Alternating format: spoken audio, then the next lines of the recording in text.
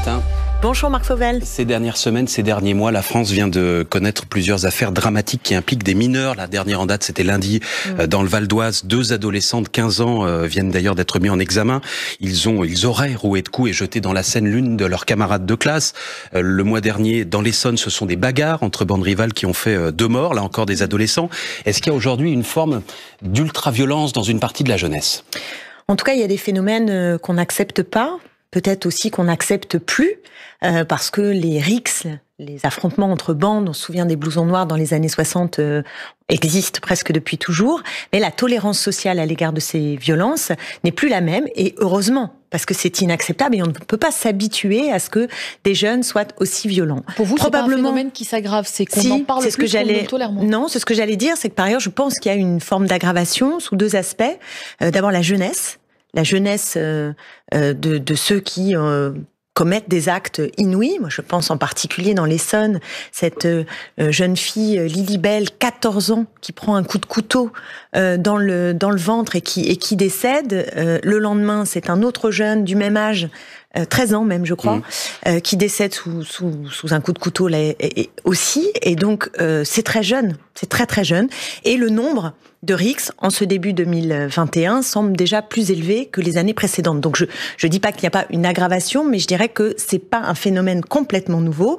En revanche, les réponses sont défaillantes et c'est sur ça qu'il faut qu'on discute et c'est sur ça qu'il faut qu'on arrive à avancer. C'est les réponses que nous voulons apporter pour cette jeunesse qui est visiblement en état de détresse, parce que quand on commet de tels actes de violence, c'est quand même quelque chose qui ne tourne absolument pas rond et que ça implique les proches, mais ça implique la société tout entière. Comment est-il possible que cela se produise ? Je voudrais vous faire entendre les propos du ministre de l'Intérieur, hier, Gérald Darmanin, devant les sénateurs.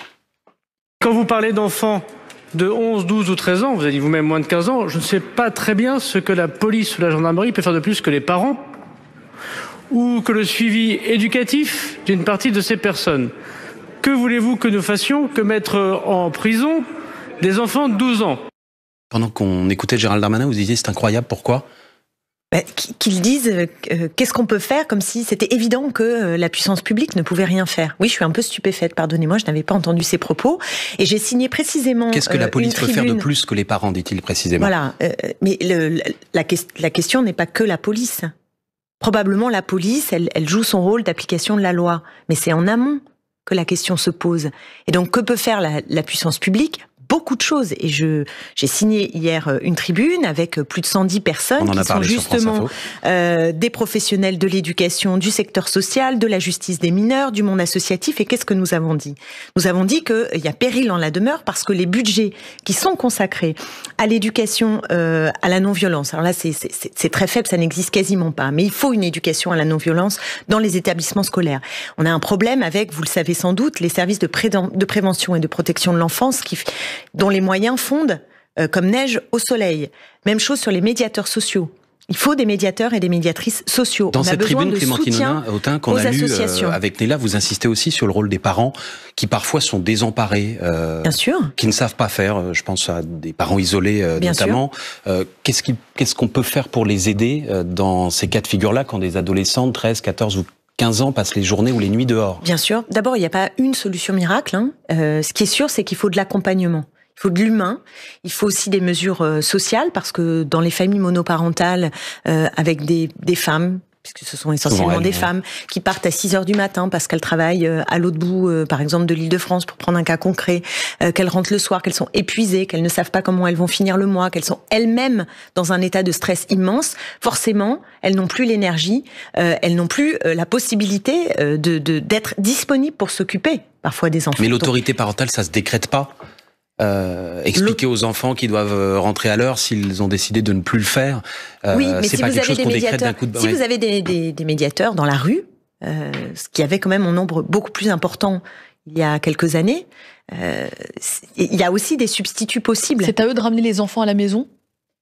En tout cas, je pense qu'on a besoin de personnel qui permettent d'épauler, de pas tout laisser dans la seule responsabilité des parents. C'est pas pour déresponsabiliser les parents. Je dis pas parents, il y a pas de souci, faites ce que vous voulez, d'autres vont s'en charger. C'est pas ce que je suis en train de dire. Mais s'il y a de la défaillance, alors la société doit répondre présent. Et c'est pourquoi je ne partage pas le point de vue de Monsieur Darmanin qui consiste à dire que on ne peut rien faire. Ça n'est pas vrai. On peut faire. Et aujourd'hui, nous avons des budgets qui fondent comme neige au soleil sur des enjeux qui sont des enjeux éducatifs, qui sont des enjeux de prévention.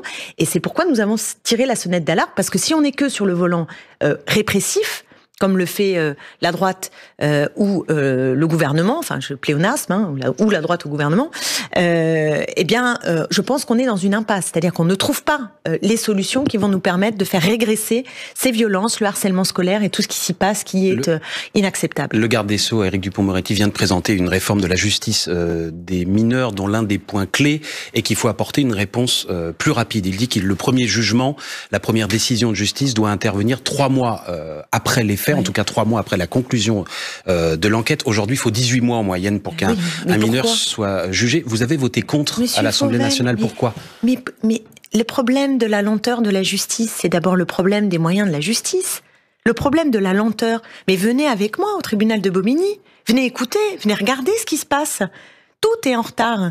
Alors pourquoi avec vous votez contre ce texte qui dit il faut 3 mois, un délai maximum de 3 mois ? Le problème n'est pas un problème de durcir tous les textes, de là, passer sa vie... Là, c'est pas un durcissement, c'est une question de délai. Il dit d'ailleurs... Oui, mais de les durcir, c'est-à-dire de donner des contraintes... Pardonnez-moi, j'insiste, de donner des contraintes légales supplémentaires quand vous avez déjà des tribunaux qui n'arrivent pas à traiter. Et ils n'arrivent pas à traiter parce qu'il manque de personnel. C'est ça, l'histoire. Donc ce gouvernement en permanence... Le budget de la justice a augmenté comme jamais ces 2 dernières décennies cette année. Et le texte augmente les moyens des tribunaux aussi. Eh bien, écoutez, on va voir le résultat. Moi, mais vous avez voté contre par principe ?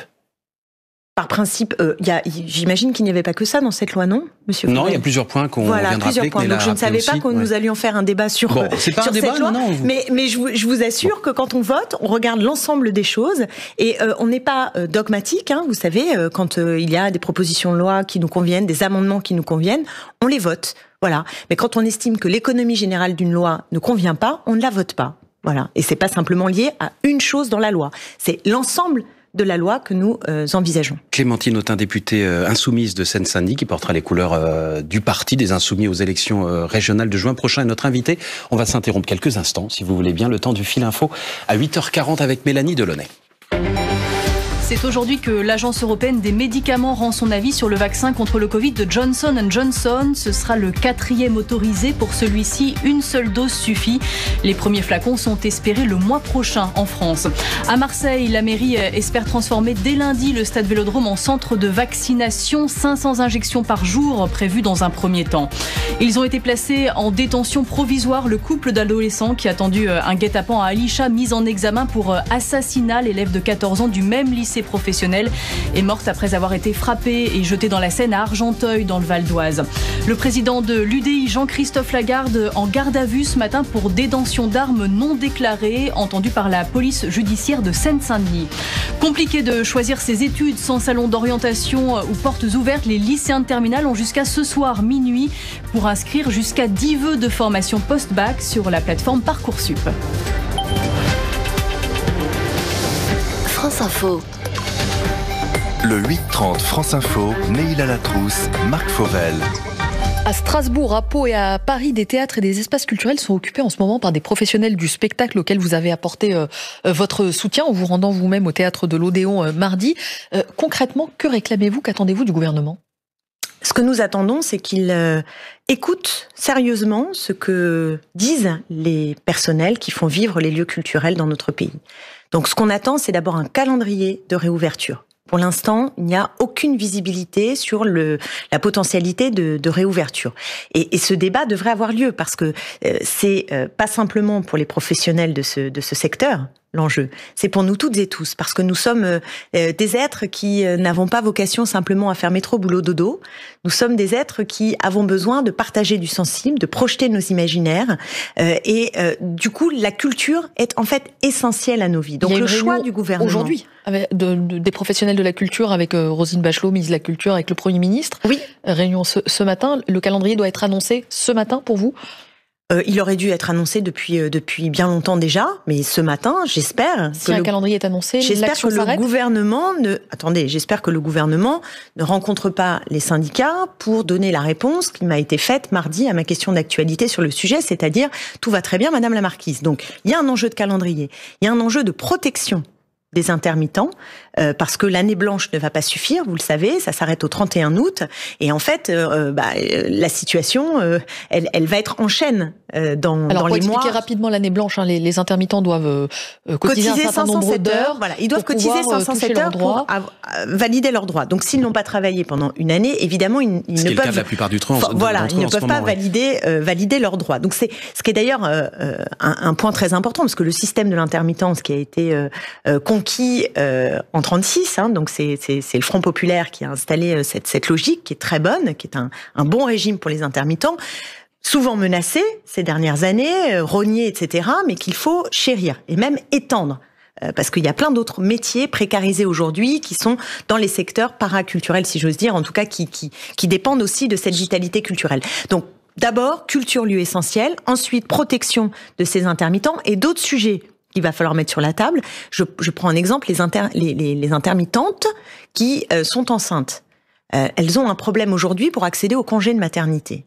Donc, n'a pas été pensé un certain nombre de droits, comme les congés maladie ou les congés de maternité. Et donc là aussi, il y a des attentes qui sont très fortes. Ce que vous réclamez aujourd'hui, Clémentine Autain, ce calendrier de réouverture, c'est uniquement pour les théâtres, c'est pour l'ensemble des lieux de culture, ou c'est aussi pour tous les autres secteurs qui sont fermés aujourd'hui, on pourrait citer, entre autres, les restaurants. Oui. Pour tout le monde. Vous voulez un calendrier pour tout le monde ou que pour la culture ? Il faut des calendriers de réouverture pour la culture. Donc, et le reste aussi, c'est un problème qu'il n'y ait pas de visibilité. Bien sûr que c'est un problème de ne pas avoir de visibilité. Vous en avez de la visibilité, vous, sur le virus ?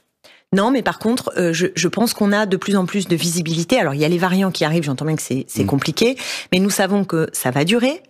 Alors, non, si que la crise va durer. Et pour l'instant, les études dont nous disposons montrent que ce ne sont pas ni les lieux culturels, ni les salons de coiffure, ni tout un tas de lieux qui ont été fermés, voilà, qui sont les lieux principaux de contamination. C'est dans les foyers, c'est quand vous êtes parent avec des enfants scolarisés, voilà, le risque est beaucoup plus grand.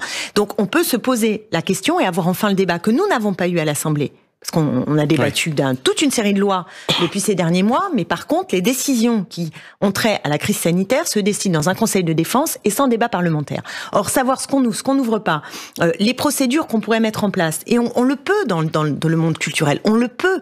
On peut avoir des gestes barrières, on peut avoir tout un protocole sanitaire. Des passes sanitaires pour accéder aussi aux lieux de culture, vous y seriez favorable ? Ça, c'est encore des questions plus difficiles, hein, qui touchent aussi aux libertés, qui touche aux libertés dans la logique du pass, c'est-à-dire en fait de contrôle vaccinal, etc. Bon, on est bien d'accord. C'est pas forcément vaccinal le pass sanitaire, ça peut être l'obligation de présenter une preuve récente qu'on s'est fait dépister et que le test est négatif. Voilà. Ça, vous y êtes favorable ? C'est ce que je suis en train de vous dire, c'est que ça mérite un grand débat, parce que ça veut dire qu'on rentre dans des logiques de surveillance qui sont... D'abord on rouvre les lieux de culture et ensuite on fait un débat sur le pass sanitaire. Non, on sait qu'on peut réouvrir aujourd'hui de nombreux lieux de culture, par exemple les musées. Vous savez très bien que dans les musées, c'est pas un grand lieu de contamination, souvent les espaces sont grands, on peut avoir des jauges qui sont plus restreintes, mettre des masques qui sont des masques FFP2. Donc ce que je veux dire, c'est qu'il faut maintenant anticiper la possibilité de réouvrir. C'est nécessaire pour les personnels qui y travaillent, mais c'est nécessaire pour nos vies. Et c'est ça que je veux vous dire, Marc Fauvel, c'est que ce débat-là, on aurait dû y avoir déjà il y a 6 mois. Ça fait 1 an que les lieux culturels sont fermés. Ça fait 1 an qu'on vit avec cette chape, et je pense que c'est mauvais pour la société, mauvais pour notre capacité à nous projeter, à ce que nos imaginaires soient vivants, à ce qu'on puisse échanger nos émotions dans un moment qui est très difficile.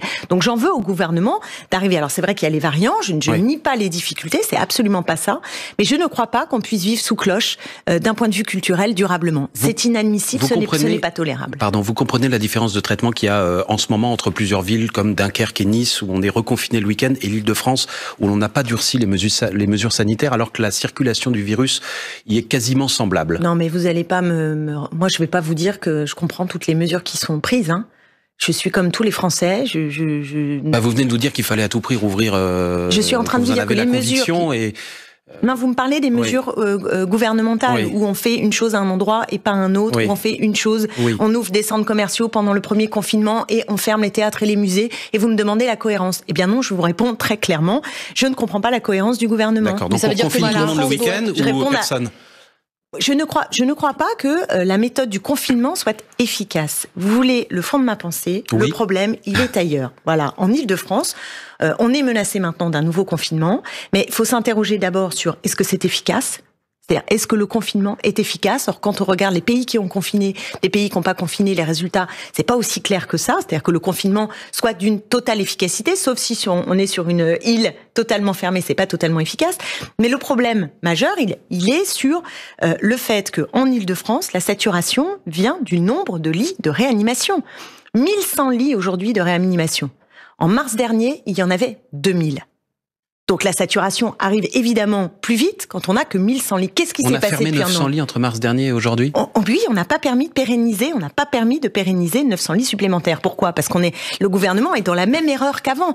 Il estime qu'à partir du moment où ça se désengorge, pas la peine de garder des lits qui sont des lits qui vont être vides. Depuis 2003, où il y a eu la canicule, les urgentistes tirent la sonnette d'alarme en disant soit on a des lits qui sont effectivement des lits qui peuvent être vides pendant des mois, voire des années, mais on est en capacité de faire face à une crise sanitaire, soit on est dans une logique de rentabilité immédiate, et alors s'il y a une crise, on ne sait pas faire face. Donc je crois que la question des lits, et c'est vrai pour toute la France, pas simplement en Île-de-France, vous savez que nationalement, on a la moitié des lits de réanimation ouverts aujourd'hui par rapport à ce qu'on avait en mars dernier, enfin au moment de la crise. De la première vague, excusez-moi. Donc le problème majeur, me semble-t-il, est d'abord sur le nombre de lits que nous avons et aussi sur les vaccins. Comment vous expliquez, non mais sérieusement, comment vous expliquez qu'en France, on est 6% de vaccinés, alors qu'au Maroc, on a 11% de vaccinés, parce qu'on a fait États-Unis, le choix, après Trump, on a 18%. À cette question, Clémentine Autain, parce qu'on a fait le choix de les acheter ensemble en Europe pour éviter que les pays se tirent la bourre les uns les autres, comme on l'avait vu avec les masques. Vous auriez préféré que chaque pays achète les vaccins de son côté en Europe ? Je ne trouve pas que le résultat soit très efficace. Non, ce que j'aurais préféré, c'est que les vaccins soient un bien commun de l'humanité, qu'on ait la licence des brevets et qu'on soit capable de réquisitionner les entreprises pour produire des vaccins, produire. Aucun pays ne l'a fait. Et alors ? Donc on ne peut pas le faire parce qu'aucun pays ne l'a fait. Comment on décrète ça ne peut pas se faire. Comment on décrète ? Mais déjà, faut le vouloir. Si vous voulez, le problème que nous avons, une fois qu'on a décidé qu'on voulait que ce soit un bien commun, comment est-ce qu'on fait ? Il y a une idéologie. Obsessionnelle selon laquelle le privé va faire mieux et va réussir à réguler. Donc la logique du marché... Il se trouve que c'est lui qui a trouvé les vaccins aujourd'hui, le privé. Évidemment, parce que d'abord, il l'a trouvé souvent grâce à des moyens de recherche publics, grâce à de l'argent public. Et donc c'est de l'argent public aux États-Unis en particulier qui a permis de trouver le vaccin. Mais par contre, Pfizer... ça vous intéresse pas, ça. Mais Pfizer fait 20 à 30% de marge sur le vaccin. Vous trouvez ça normal ? C'est pas du tout ma question, si vous le permettez. Une fois qu'on a décrété que les vaccins, comme disait un lointain dirigeant du Parti communiste, une fois qu'on a décrété que les vaccins étaient les biens communs de l'humanité, qu'est-ce qu'on fait ? On oblige les usines, on va à la sortie des usines, on met des camions, on met des militaires et on prend les vaccins ? On réquisitionne. Pourquoi vous voulez mettre des militaires ? On réquisitionne. Voilà. C'est-à-dire qu'on fait fonctionner les usines. Vous savez qu'on n'a pas été capable de le faire dans la première vague avec des entreprises. Donc on réquisitionne les fabricants de vaccins en France. Oui, écoutez-moi. Quand à un moment donné, vous aviez des entreprises qui ne travaillaient pas alors qu'elles produisaient, par exemple, des bouteilles d'oxygène, que la main d'œuvre était là, disponible, disait nous on veut bien travailler, mais que l'entreprise était fermée, l'État n'est pas capable de dire écoutez, on vous remet au travail. Pardon, j'essaie d'aller au bout de votre raisonnement, Clémentine Autain. Si on réquisitionne aujourd'hui les vaccins qui sortent des usines de production françaises et que nos voisins font la même chose, on n'a plus un vaccin demain matin. Mais non, on ne se comprend pas. Il se trouve qu'on n'a pas de vaccin français. Oui, mais vous pouvez, si vous avez le brevet, vous pouvez le produire ensuite. Ah, donc on va obliger les entreprises étrangères à nous donner les brevets en France. Mais enfin, c'est incroyable. Vous allez obliger monsieur Pfizer ou monsieur Moderna, qui sont des entreprises étrangères et privées, à donner les brevets. Moi, ce que je veux vous dire, monsieur Fauvel, c'est que je pense que la santé, c'est plus important que les intérêts des groupes financiers des pays. C'est le mode d'emploi qui m'intéressait, vous l'avez compris, pas le fond de votre pensée. On a la possibilité. Vous savez qu'il y a, mais le mode d'emploi, on l'a parce que même y compris l'Union européenne a donné des possibilités de pouvoir avoir ces brevets. Donc il faut le mobiliser. Il faut mobiliser ces outils et il faut qu'il y ait l'accès à ces licences et la possibilité de produire des vaccins, de les produire et de vacciner. parce qu'il faut produire des doses, mais aussi vacciner. Vous avez vu comment on s'est fait avoir. Le nombre de doses, quand vous regardez les chiffres dans le détail, de conférence de presse en conférence de presse, c'est un fiasco français. C'est un fiasco français puisqu'on a en projection de moins en moins de doses. Donc on se fait avoir et on est dans une logique de foire d'empoigne internationale et non pas de bien commun de l'humanité. Parce qu'en plus, il suffit pas de vacciner les Français. Il faut vacciner tout le monde. Il est 8h52, on s'interrompt quelques instants. Le fil info, Mélanie Delaunay, on vous retrouve dans un instant. Clémentine Autain. Ils ont 15 ans et ils sont mis en examen pour assassinat dans l'enquête sur la mort d'Alisha à Argenteuil dans le Val d'Oise. Les 2 suspects sont désormais en détention provisoire. L'agression a été préméditée selon le parquet. Contrairement au vaccin contre le Covid déjà autorisé pour celui-ci, une seule dose suffit et il se conserve au frigo. L'Europe prend son avis aujourd'hui sur le vaccin du laboratoire américain Johnson & Johnson. À qui sera-t-il destiné en France? La Haute Autorité de Santé le dira demain ou après-demain. L'émotion partagée à travers le Japon, le temps d'une minute de silence et de cérémonie en mémoire des victimes de Fukushima. 18 000 morts et disparus dans le séisme, le tsunami et la catastrophe nucléaire il y a 10 ans exactement. Les footballeurs du PSG peuvent remercier leur gardien Navas. Ils sont qualifiés pour les quarts de finale de la Ligue des Champions sans briller. Match nul 1-1 face au FC Barcelone au Parc des Princes. France Info. Le 8-30 France Info, Neila Latrousse, Marc Fauvel. Clémentine Autain, c'est vous qui portez la liste insoumise et communiste en Ile-de-France. Au début du mois, un sondage créditait votre liste de 10% d'intention de vote, loin derrière la sortante Valérie Pécresse, et surtout, les voix de la gauche sont très dispersées. Est-ce que cela restera en l'état jusqu'au soir du premier tour? Ça, difficile de le dire, on va voir, mais... Il peut y avoir une alliance avant le premier tour? Moi, j'ai pris acte de 2 choses. D'abord, Audrey Pulvar, qui est entrée en campagne et qui a voulu faire un rassemblement sans s'adresser aux insoumis. Qui est la candidate des socialistes, pardon. Qui est la candidate du Parti socialiste. Bon, elle ne s'est pas adressée aux insoumis, j'en ai pris acte. Et Julien Bayou, avec Europe Écologie Les Verts, qui, comme partout en France, à part de façon toute récente dans les Hauts-de-France, souhaite rassembler au premier tour le pôle écologiste et juste le pôle écologiste. Aujourd'hui, vous parlez... Nous, on prend acte de cette situation. Vous parlez?